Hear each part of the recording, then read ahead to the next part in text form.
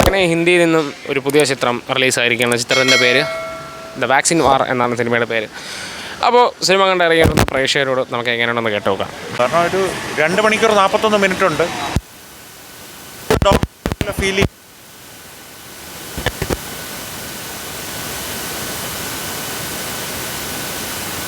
കാരണം ഇത് പറഞ്ഞപ്പോഴാണ് ഇപ്പോൾ തന്നെ ഞാൻ പൊതുവേ എൻ്റെ ഒരു അഹങ്കാരം എന്ന് പറയുന്നത് നെറ്റിലൊക്കെ നമുക്ക് അത്യാവശ്യം വെൽ ഇൻഫോംഡ് ആണെന്നാണ്. ഒരു 70% അതിൻ്റെ അകത്ത് സ്ത്രീകളായിരുന്നു ആ സയൻറ്റിസ്റ്റ് ഗ്രൂപ്പിലെന്നുള്ളത് ഇതിൽ അവസാനം അവർ ഡേറ്റ വെച്ച് പറയുമ്പോഴാണ് അറിയുന്നത്. ആ രീതിയിലുള്ള എന്നാൽ ഒരു ഡോക്യുമെൻ്ററി ആവാതെ വളരെ ഇതായിട്ട് സിനിമാറ്റിക് സ്റ്റൈലിൽ തന്നെയാണ് പോകുന്നത്. പക്ഷേ ആക്ഷനോ ത്രില്ലറാണ്, ത്രില്ലിംഗ് ആണ്. പക്ഷേ ഇതൊരു വേറൊരു തരത്തിലുള്ള ത്രില്ലാണ്.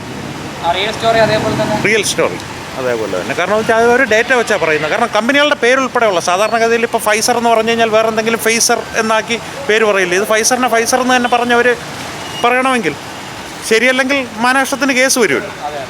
അപ്പോൾ അത് വളരെ എഫിഷ്യൻ്റായിട്ട് തന്നെ ചെയ്തിട്ടുണ്ട്. പിന്നെ എൻ്റെ പേഴ്സണലായിട്ട് പറയുകയാണെങ്കിൽ നാനാ പട്ടേക്കറും പല്ലവി ജോഷി എൻ്റെ ഓൾ ടൈം ഫേവറേറ്റ്സ് ആണ്. അവരെ കുറേ കാലത്തിന് ശേഷം കണ്ടതിൽ വളരെ സന്തോഷം. നല്ല മൂവിയായിരുന്നു, വളരെ നല്ല ഇതാണ്. അതിൻ്റെ അത് മെയിനായിട്ടുള്ള സംഗതികളൊക്കെ ഇപ്പോഴും അറിയാൻ പറ്റിയത്. റിയൽ സ്റ്റോറി അതുപോലെ തന്നെയാണ്. അതായത് ആരൊക്കെ വാക്സിനെ സ്റ്റോപ്പ് ചെയ്യാൻ ശ്രമിച്ചു എന്നുള്ളത് അങ്ങനത്തെയൊക്കെ അറിയാൻ പറ്റും. നല്ല മൂവിയാണ്. നല്ല